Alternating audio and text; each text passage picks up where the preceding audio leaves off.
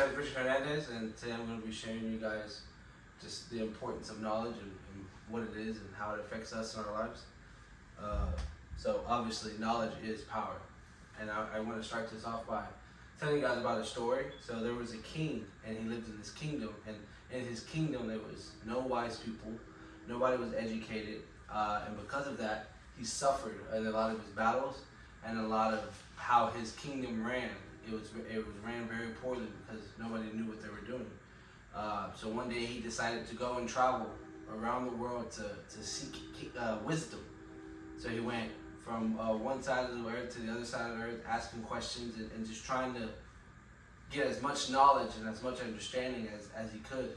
And eventually he comes back to his kingdom, and he comes back with that knowledge and with that understanding, and he begins to teach the people of his kingdom what he was taught. And in that, his kingdom grew in prosperity, and it grew in peace because of all the knowledge and all the things that he gained. So today I'm going to be sharing with you guys just a little bit of knowledge of stuff that's going on in our world, in America, and how the things that are affecting us. So over 2.4 million kids grow up in single parent households. 1 in every 3 kids don't have both parents. 4.5 million kids live in fatherless homes. 3.5 million kids live in motherless homes. 30% of single parents live in poverty.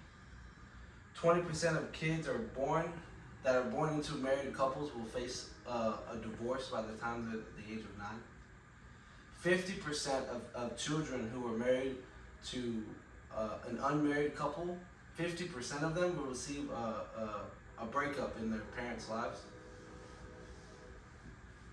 The kids who grow up in single parent homes and without both parents present are more likely to drop out of high school.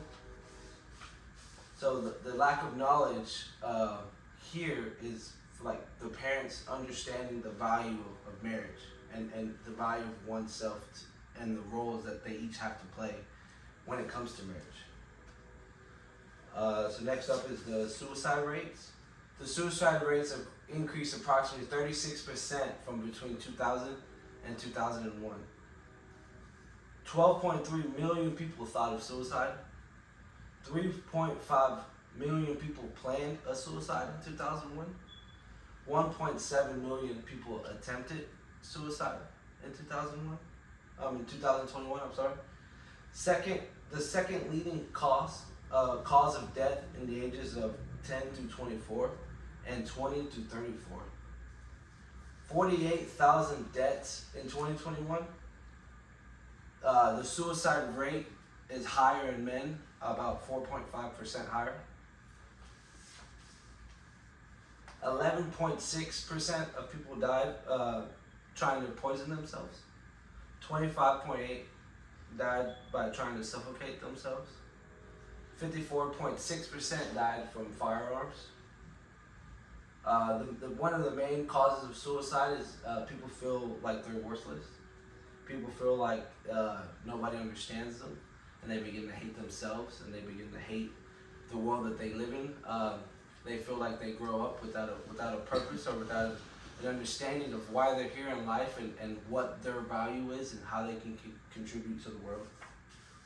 Lack of knowledge on one's value and one's worth and one's purpose in life is a reason for suicide.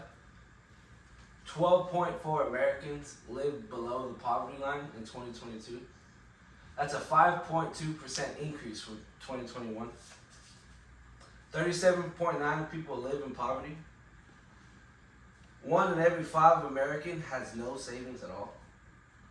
62% of Americans live paycheck to paycheck. 57% have less than 1K in the bank.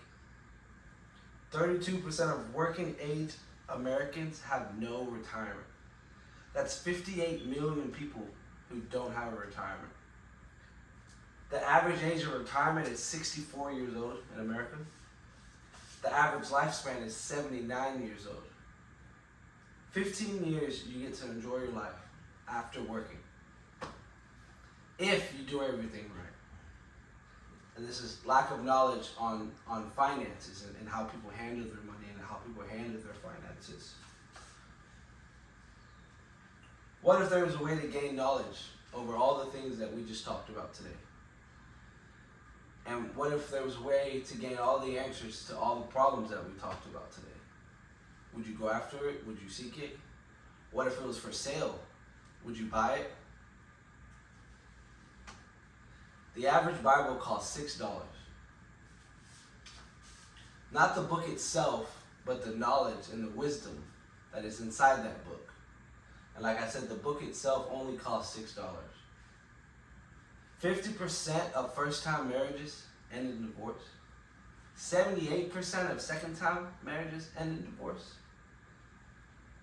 But whenever you purchase a Bible and you understand what it teaches on marriage and relationships, that the average person who reads the Bible and implements that in their marriage, it drops all the way down to 1% of divorce rate. From somebody who takes the knowledge that they've gained from this book, and apply it to their lives and apply it to their marriage, it drops all the way down to 1%.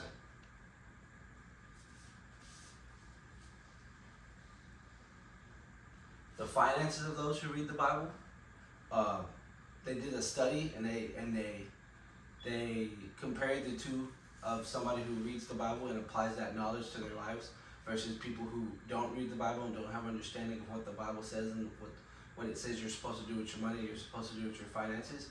They compared the two in 9 different key factors, and the people who applied what they've learned and the knowledge that they've gained from the Bible beat the people in all 9 categories, in every aspect and in every way. So, for example, 80% of people who implement this in their lives have no credit card bills due. 74% own their cars 100%. All their cars are paid off. 48% own their homes. 28% are debt-free. And 40% are more unlikely to have a significant debt. Knowledge is obtainable if we seek it. Go out and buy you a book full of knowledge and wisdom that will change your life forever.